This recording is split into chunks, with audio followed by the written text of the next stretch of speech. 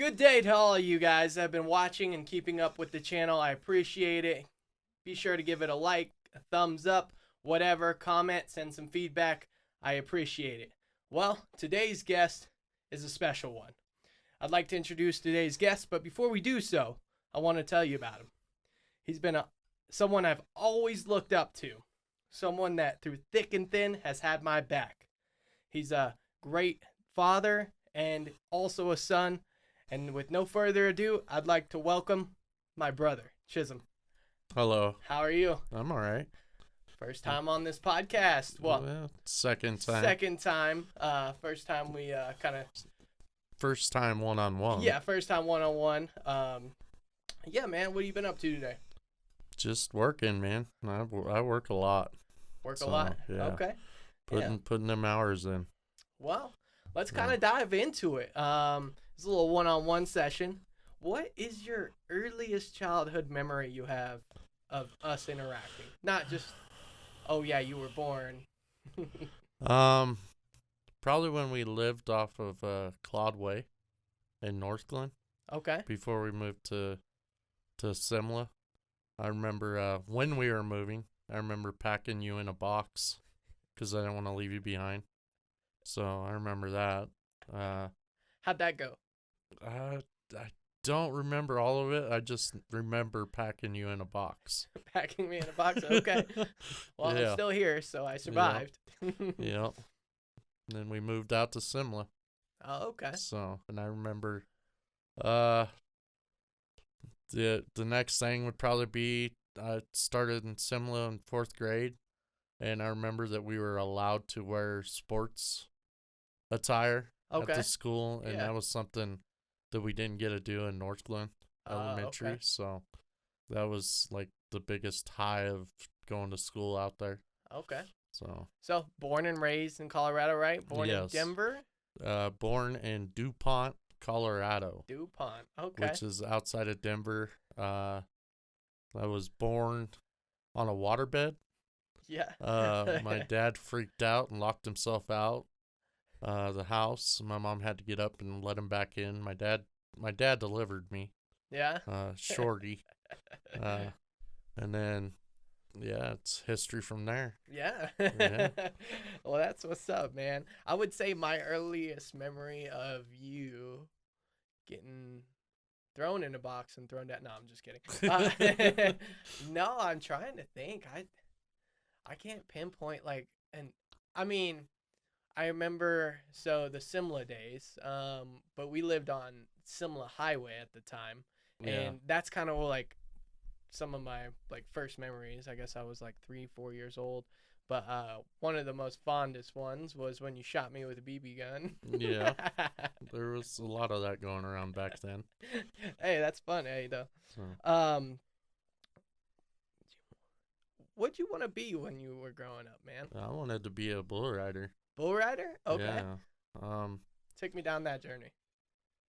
It all started when we lived in Denver. Mom and Dad took us out to Uncle Randy's. He lived in Eads, Colorado. And I don't think you were born yet when we went out there, but Uncle Randy put me on a steer, and I fell in love with it from there on, and we were living in town, kind of forgot about it till we moved out east, and then really didn't do nothing. We lived in Simla in the trailer park, and then we moved out to Simla Highway. Okay. And still didn't do nothing with it. And then until we moved to Funk, where the house is now, and Stormy and his sister moved in. I can't remember her name. But we met Stormy. Okay. Because he came over asking why we were always yelling for him. And we had a dog named Stormy. Oh, really? Yeah. That's funny. And it's weird. They had a dog named Tasha. Oh, I never knew that. Yeah. So it was kind of weird. So Tasha is our sister. Yeah. And then she ended up having a kid with Stormy. Yeah. So, but yeah, that's crazy. Yeah.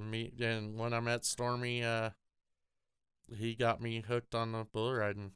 started doing little britches, and then did some novice stuff, and uh, ended up trying to go down the trail with Curtis Reynolds, another one of my friends, and didn't get very far. It was fast money, but fast partying too. So Yeah.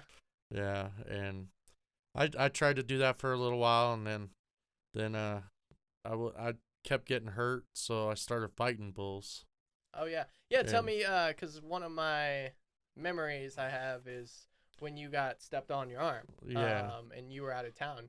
Tell me about that. well, so I was up in Greeley, and mom and dad actually dropped me off at grandma's house in Loch Bowie, Okay. outside of Brighton, and I was riding in Greeley, so Aunt Robin said that she'd take me out there because I had to have an adult with me because I was Oh like yeah. 15, 16 or something. I think I was, no, I think I was younger than that, 14, 13, 14. And bull come out and raked me on the fence, raked me down the fence line on my knee, and I just dashboarded and got hung up, and then the bull stepped right here on Oh my yeah. arm Tore and your shattered bicep. it. Oh. Okay. That was when I shattered it. Oh. When I tore it was in Calhan. Mm. Yeah. So Okay. I shattered it, and then I was laid up for a year trying to heal. They didn't never put a cast on it or anything because it was broke, and like I don't remember. It was quite a few pieces that it was shattered. But when I got up, it was like I had 4 elbows. Oh. Yeah, and Gross. at that same rodeo, the day before that perf, I had a bull that come out and started turning, and I got bucked off, and he stepped on my back and sat on me, Oh. and all you could see were my legs. And and if you ever talk to Dad, ask him about it. His dad Really? was there, and the bullfighters were like didn't know what to do, and then the Yeah. bull got up, and I got up and ran back behind the chutes, and they're like, "How is he not hurt? Yeah. 1,500-pound bull just sat on him." I didn't know that. That's Yeah. crazy.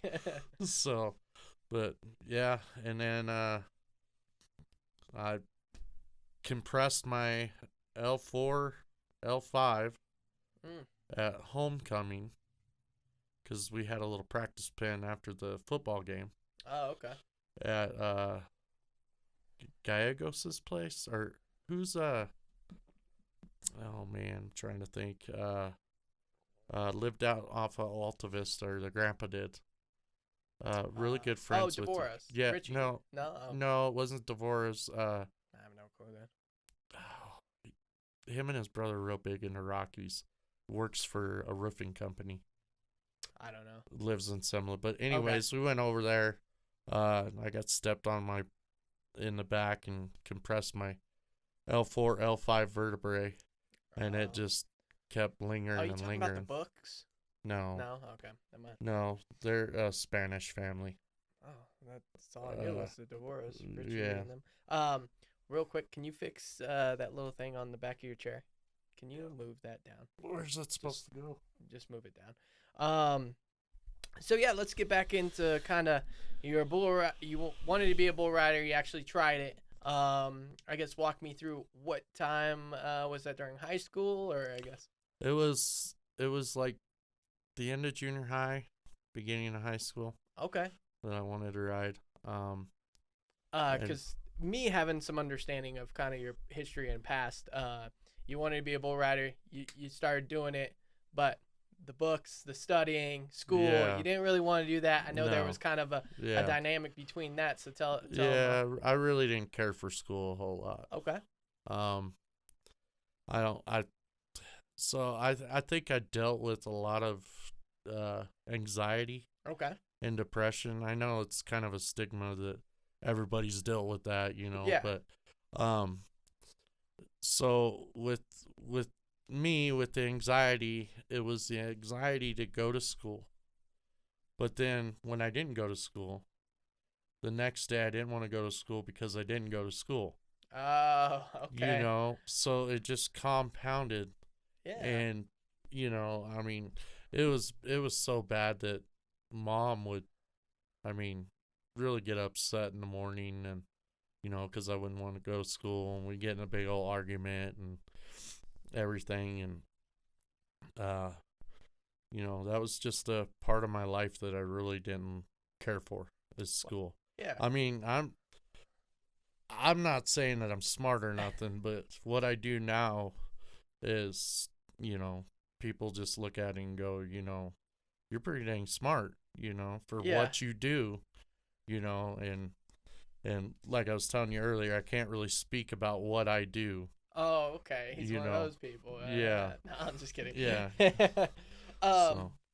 How would you describe our relationship growing up as kids? I think when you were younger, it was good. When you were in high school and stuff, it was good.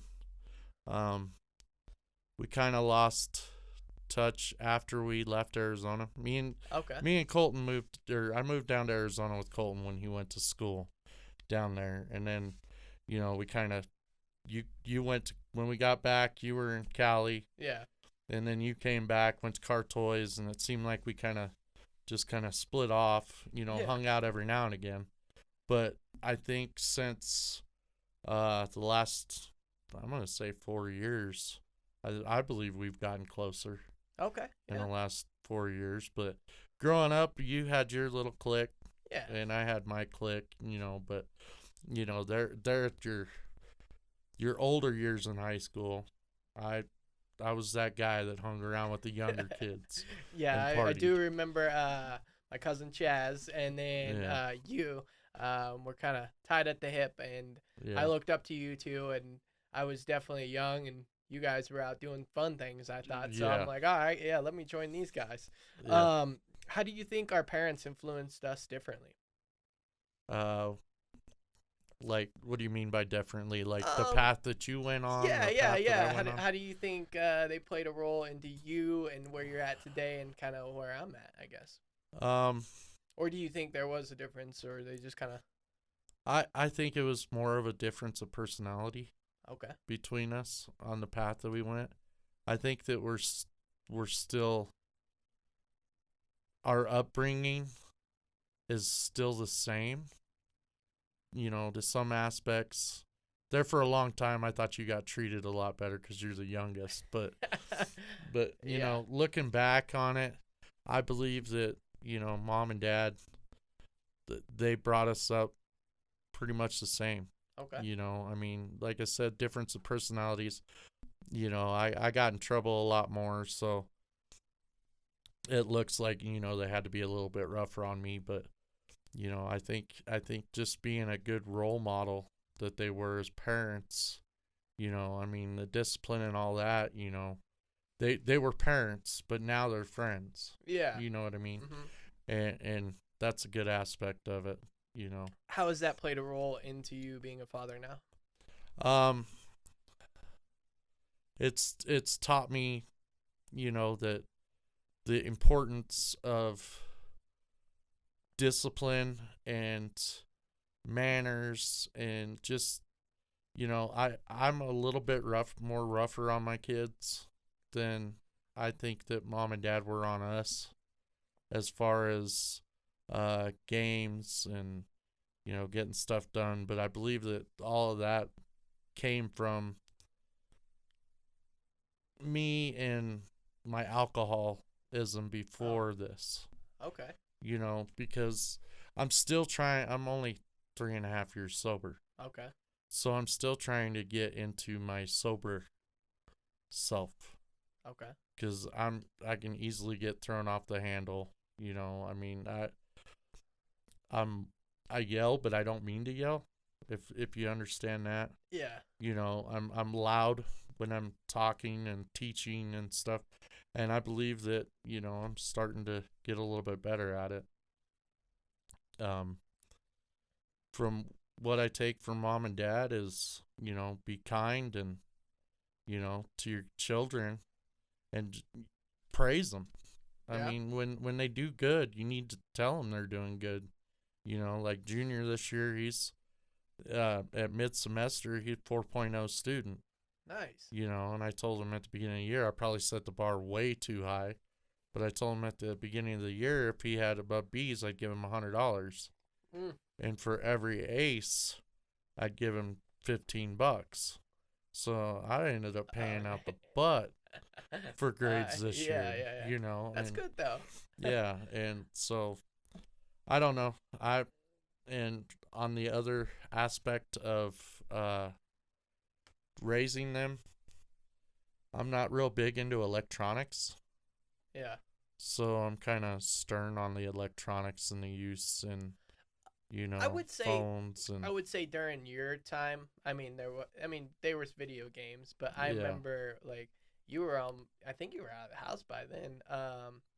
Mom and dad kind of got on the like when I was going through video games Yeah. and going through puberty, obviously I was hooked to a video game. Yeah. They always kind of wanted me to go out, do things, and now I'm like, yeah, I should have been out doing things, Yeah. but there was that nice balance. Yeah. But yeah, that's tough in today's society. I Oh mean, yeah. I was at work today and I seen like I don't touch my phone really when I'm at work, but there's this one guy that's just like glued. You ask him a question, he goes, "Okay, yeah, yeah," and I'm just like, "How do you Yeah. like?" Yeah, And I'm on my phone constantly all day because that's how. because of work, right? Yeah. But yeah, that's different than Yeah. scrolling mindlessly Yeah.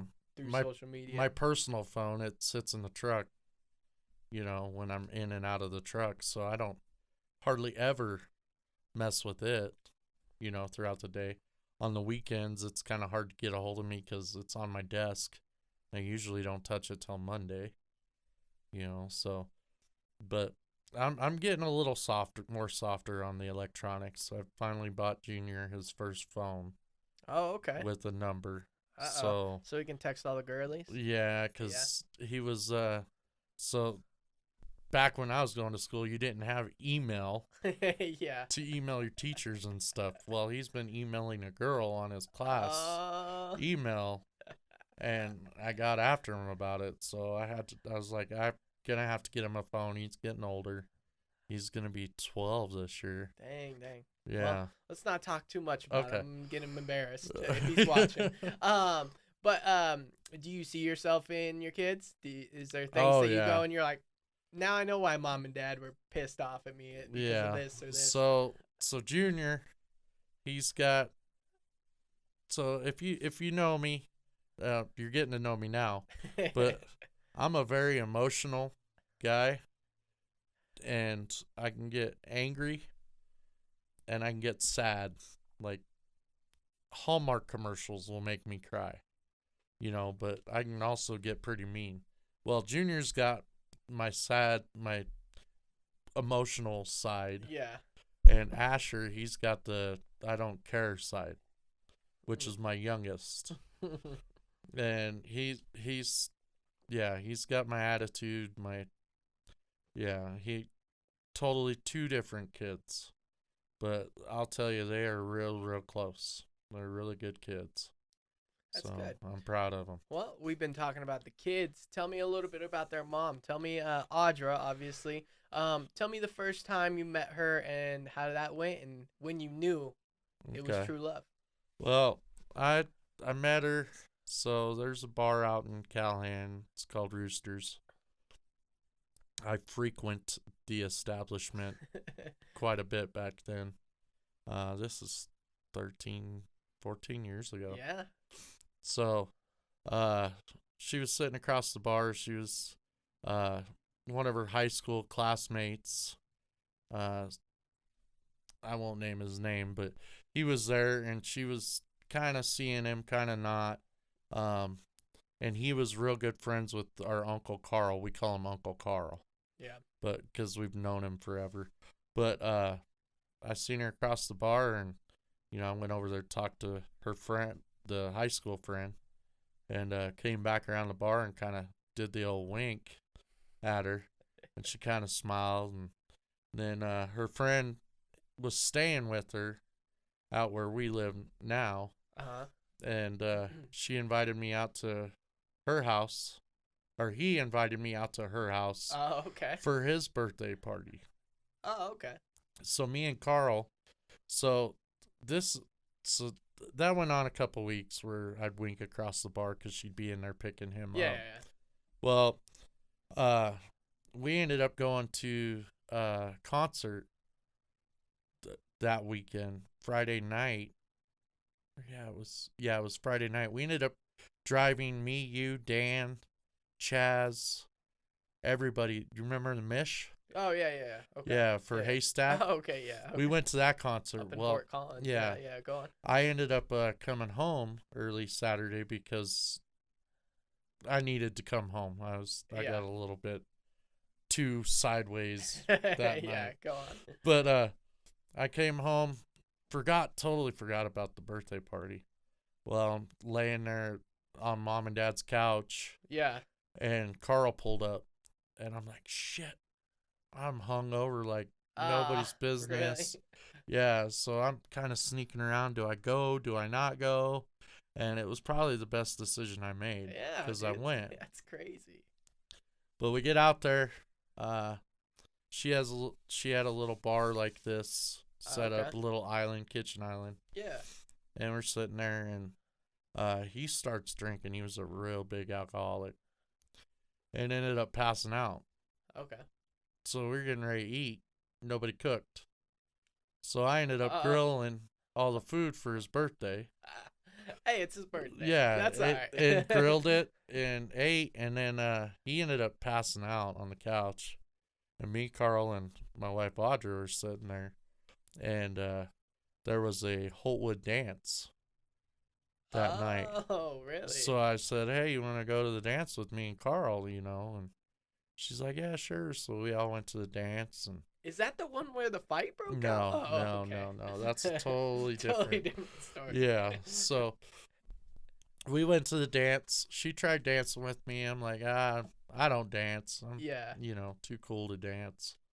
And never danced with her. And then that we dropped her off, and she gave me her card, because that time she worked for Fox 21 as the marketing person. She's like, here, you can have this. So I called her up during the week to make sure she was okay, and everything, because he was drunk on the couch. Yeah. She told me that he tried to break into the bedroom and everything, and he ended up leaving the house. And I said, well, why don't you want to go to dinner with me this weekend? And she's like, yeah, sure.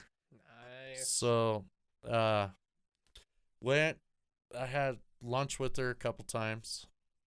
I had dinner with her at Frankie's too in Falcon. And then it was kind of one of them see how it goes dates. We met at 5:30, had dinner. Yeah. And I had an out if I wanted it, but I was like, hey, so going to my school's homecoming.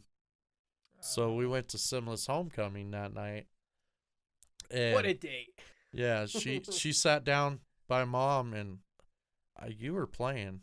Was I? No, you weren't. You weren't, because you were out of school. Yeah, I was out of school. I don't even know why mom and dad were there. Nah, whatever. But I think it was for Sean and Laura's son. But so we start watching it, and I leave her with mom and start running the field with dad, and she sat with mom the whole game. Oh, First nice. time she met her. Oh, really? Yeah. Okay. All of that. Well, then after that, we went back to the house. Yeah. The party pad, me and Bubba's old trailer. Okay.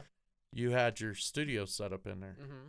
So I went in there with her, had a few beers, everything, and showed her all my past and all that, and kind of got cry face and all that. So I was surprised she came back. Right. But and the rest is history.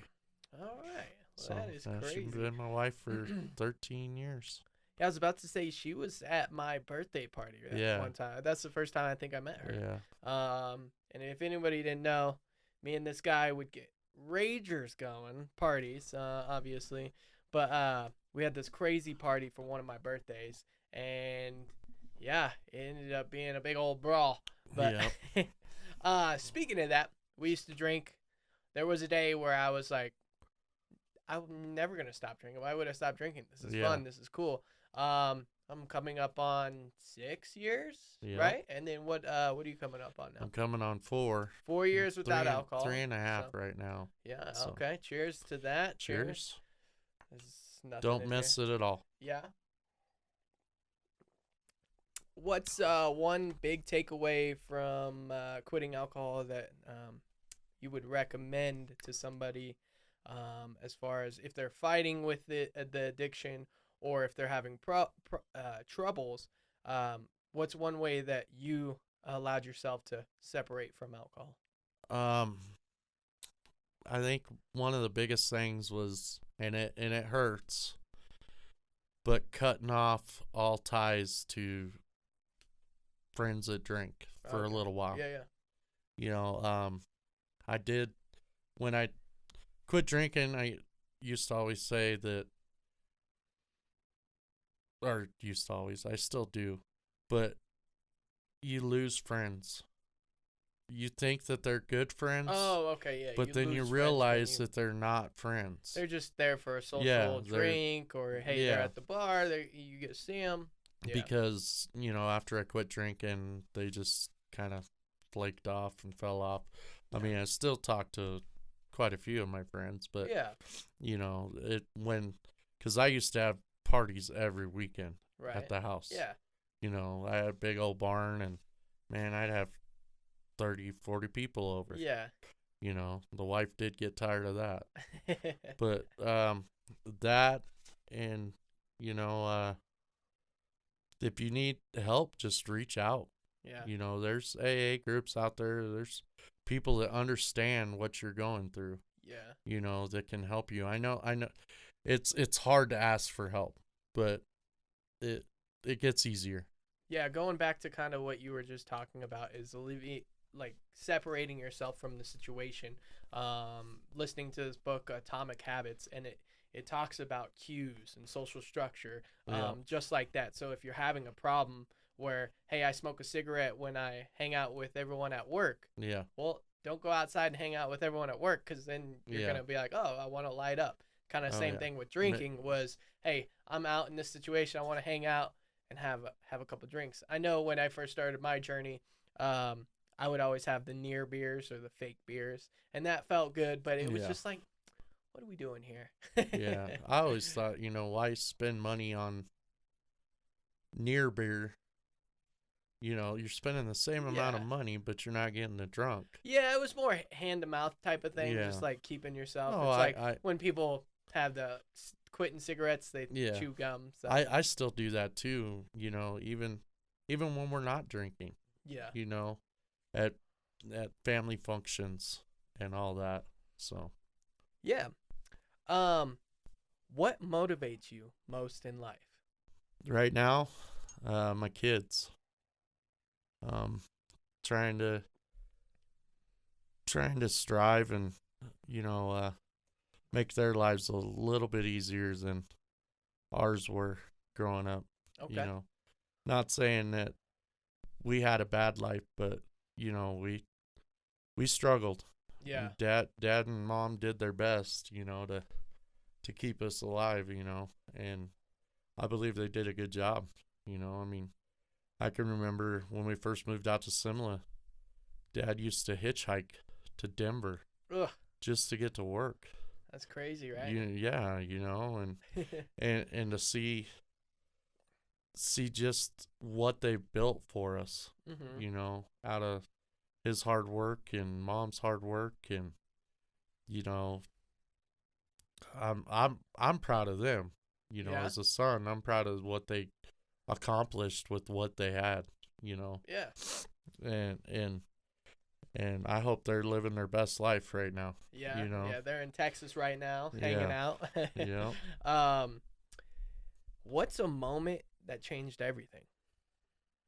And this is a question I've asked all my guests, so I'll give you a second to think about it while I kind of talk about it. We've had some interesting answers over the last couple weeks. But yeah, I would also like to ask the audience, what's a moment that changed everything? Throw it in the comments. I've got 2 moments. Okay.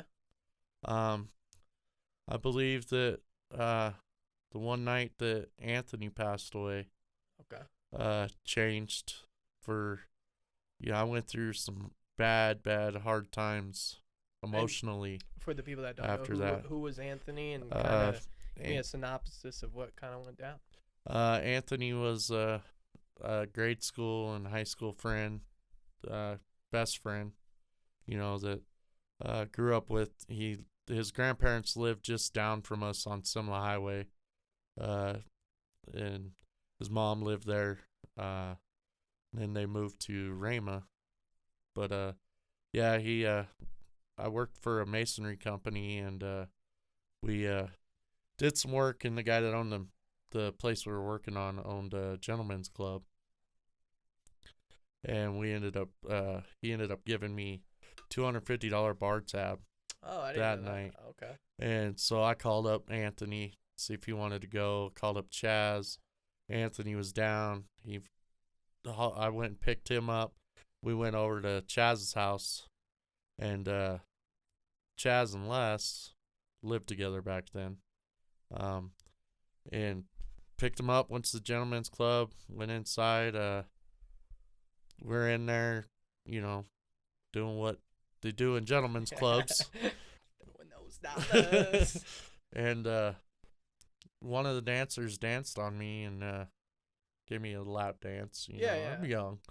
But so we get to leaving and find out that I guess the girl's boyfriend was in there or something, and he didn't like me getting a lap dance from her, and started confronting me, and I had my cowboy hat on, and started calling me hick and everything. Well, we got into a little tussle in the gentleman's club, and then the bouncers let us out, and then let them out not too long after us. Well, they followed us and cut us off.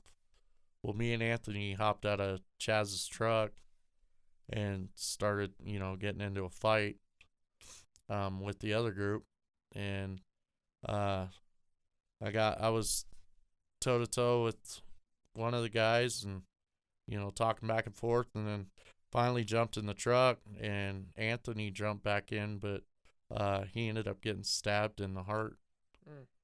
And we hauled ass to the hospital, and they told us to pull over. We pulled him out of the truck, tried to save his life, and he passed away.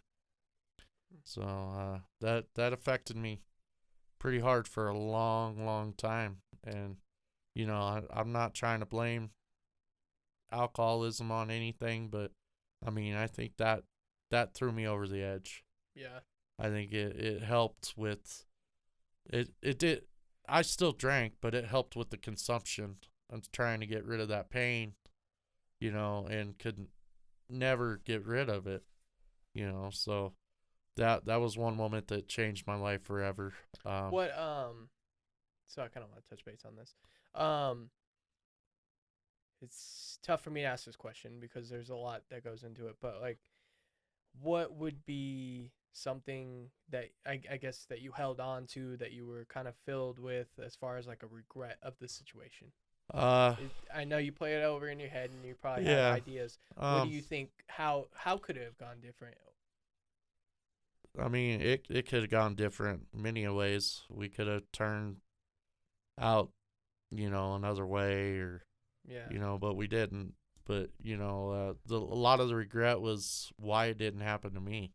Yeah. And why did it happen to Anthony? And it was hard.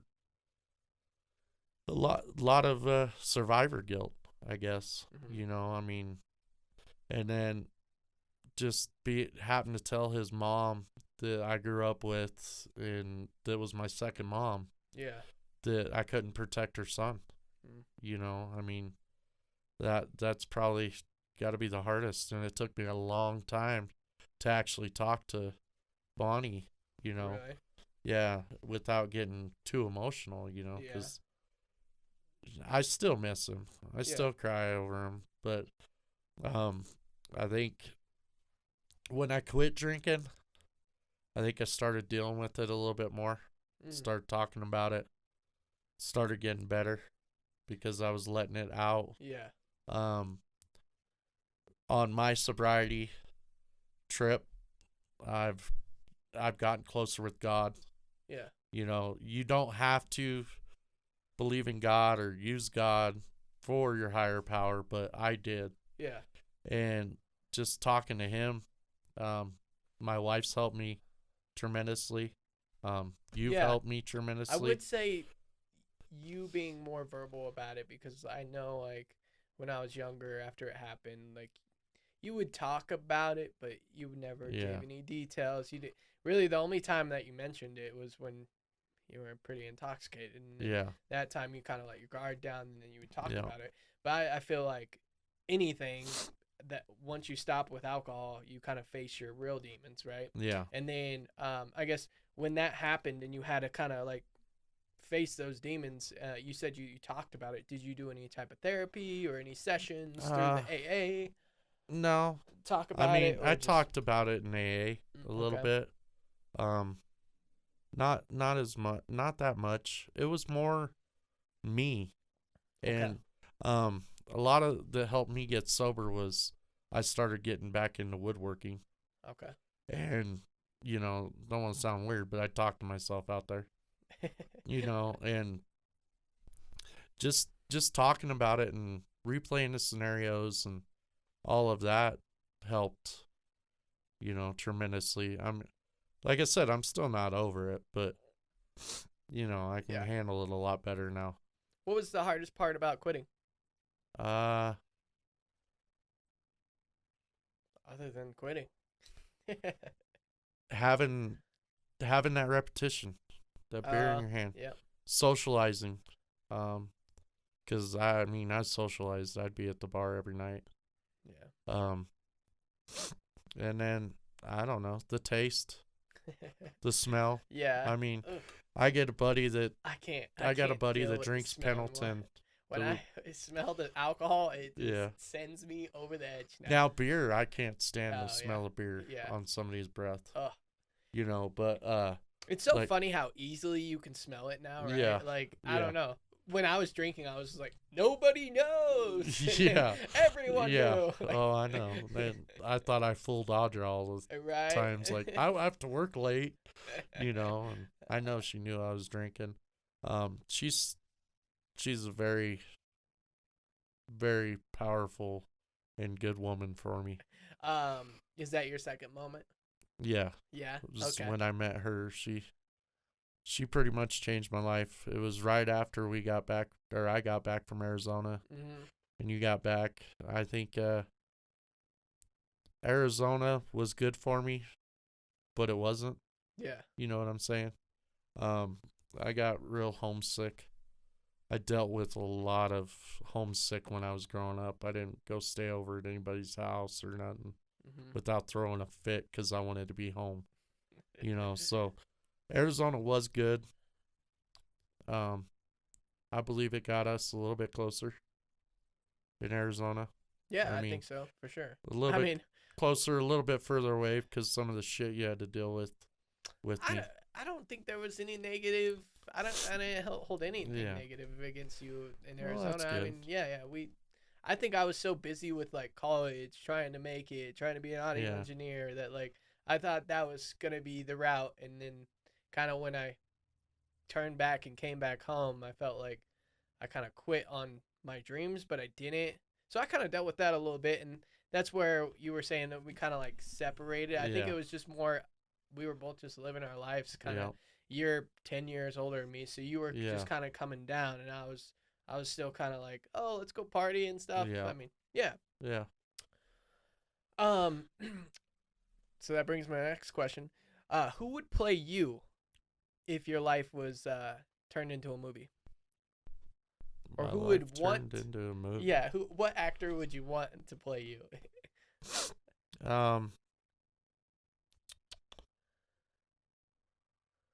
Who would I want to play me? That's a tough question, dude. Okay. I don't know. Personality wise, and you know, quick witted with Yeah. stuff. I'd probably say Will Ferrell. Oh, okay. You know, You were gonna say that. just because I think he's. I think I've got kind of the same sense of humor Okay. that he does. Yeah. I'm pretty blunt with what I say. Yeah. 90% of the time. Okay. So, yeah, I'll go Will Ferrell. What's one thing you believe that you can do that I can't? Um, I could I can deliver goats and cows, and calves, and I'm sure you'd have a hard time pulling one. Oh my goodness. Yes, you heard it first, ladies and gentlemen. I mean, I could. I think I could, but that is funny. I did not think you were going to say that. No. No. I think you were going to say something about woodworking, but delivering no. goats. At first, like when you said it, I was like, delivering, like a male person Well, would deliver I a mean, goat. But yes. Look at your desk and stuff. You got some woodworking in your hands. Maybe a little bit. Maybe it runs in the family. Maybe. Yeah. Well, we're kind of coming down to the end here, but we still got some time, and we'll kind of bullshit. But as far as my questions go, this would be the last one. How do you want to be remembered? Good friend, good father, good son. I mean, good brother. Yeah. Caring. I mean, provider. Provider. Yeah. Yeah. Provider. Mainly, I just want to be remembered. Yeah. You know, I mean, it's hard. You know, you think about the way your mind works. Mm-hmm. You know, you think that somebody's thinking about you, but you know they're not. Yeah. Because they've got better things to do than think about you. But yeah, it's just a weird universe. No, it really is. Yeah. Like Joe Rogan, I watch him and listen to him a lot. Yeah. He had Elon Musk on there, and I think I agree with Elon a little bit. You know, I'm spiritual. You know, I think God is up there, but I think it's a simulation. Some type of simulation. Yeah. Okay. You know, Yeah, and God is simulation theory. God is the puppet master. Yeah, you think so? You know. Yeah, I've thought about that, and I think it could be correct. Because also, like, if somebody does think there's a God, then he is the creator of this life. So is that technically a simulation? Like, or it's just I've battled with that for sure, and it's just kind of a weird concept, but I could get behind that for sure. Oh yeah. What is so thinking of the like simulation theory and Joe Rogan, and he always gets caught up in these crazy conspiracies. What's one crazy conspiracy that I wouldn't think that you believe, or that you're like, oh, that might be true? You're not a flat earther, right? I didn't think so, but just have to ask that. No, it's round. It's round? Yeah. Okay.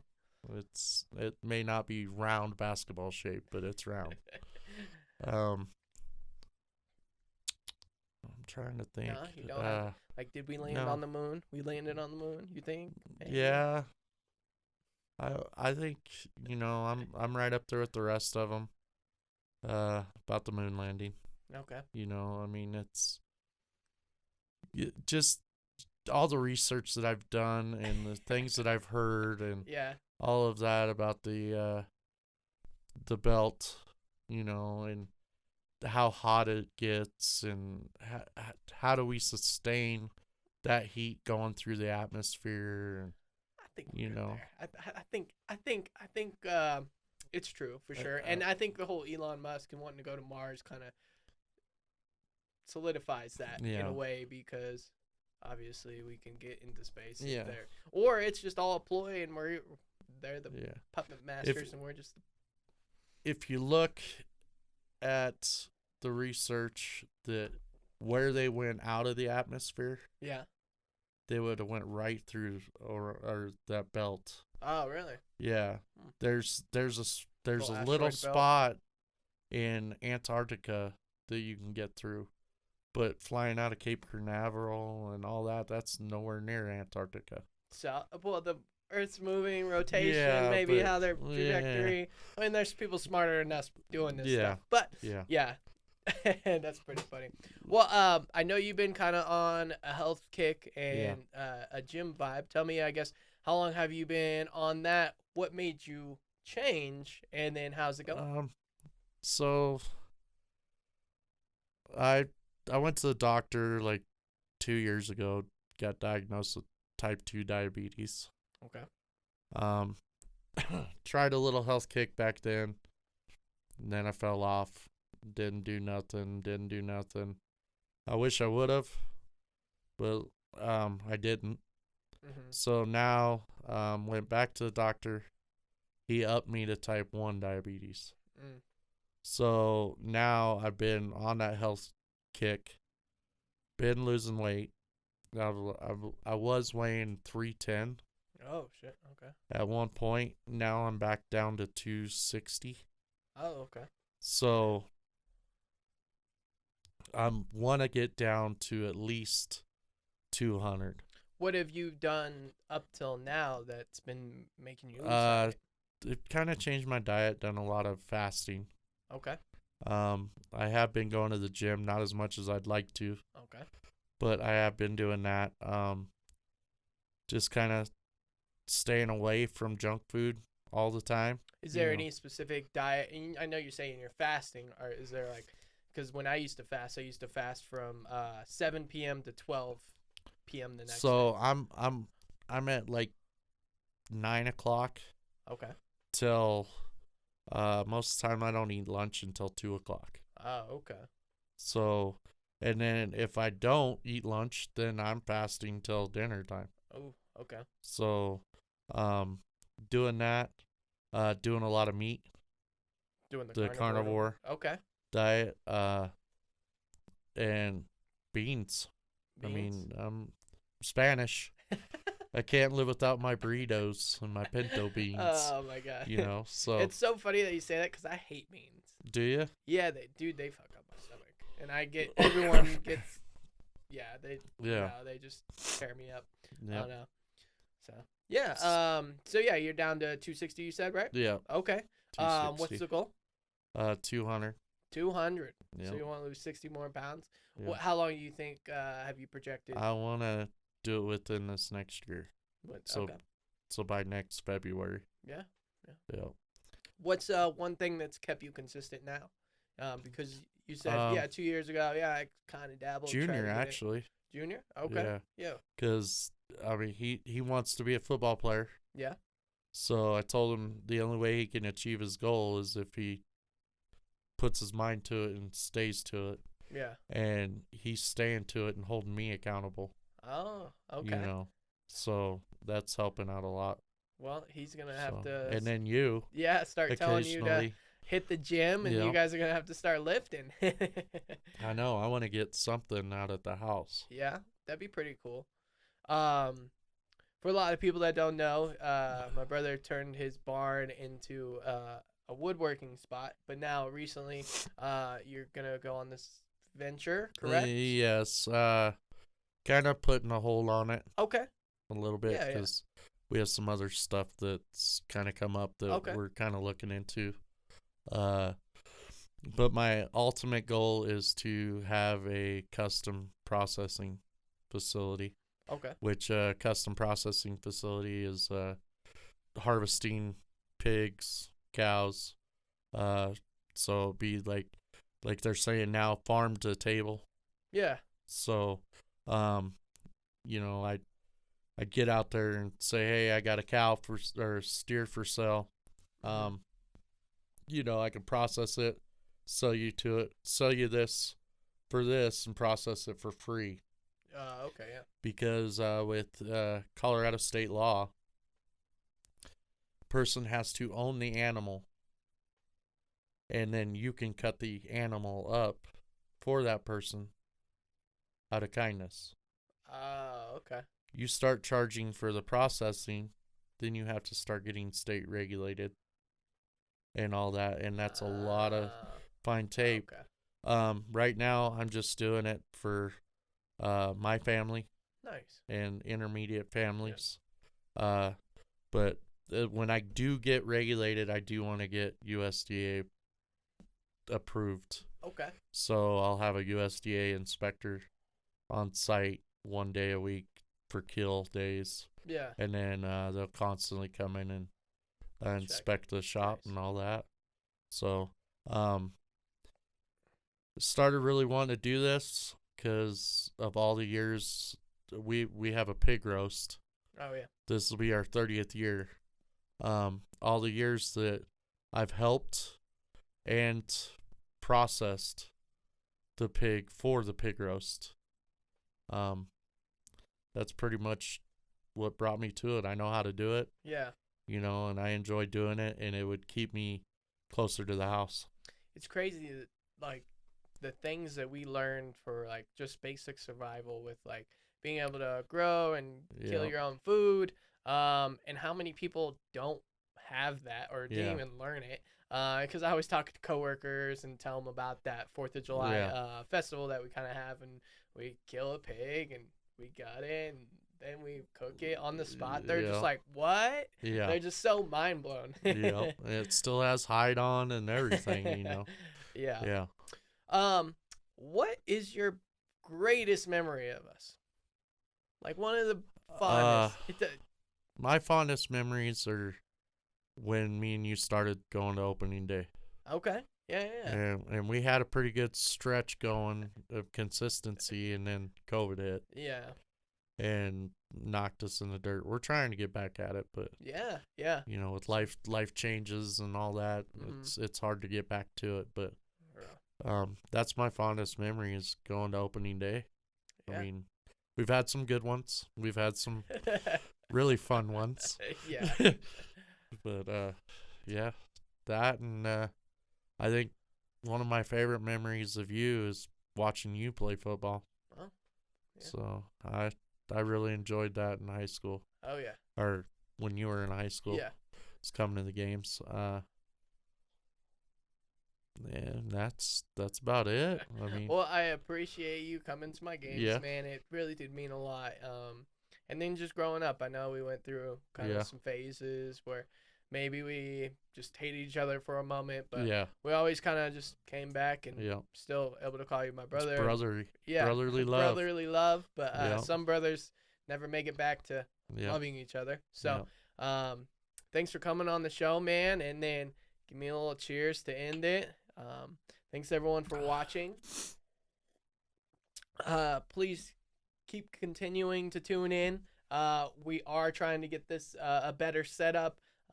Trying to have better questions, better dialogue. So if you have any comments, concerns, questions, leave them in the link. But yeah, thanks for coming on, man. Yep.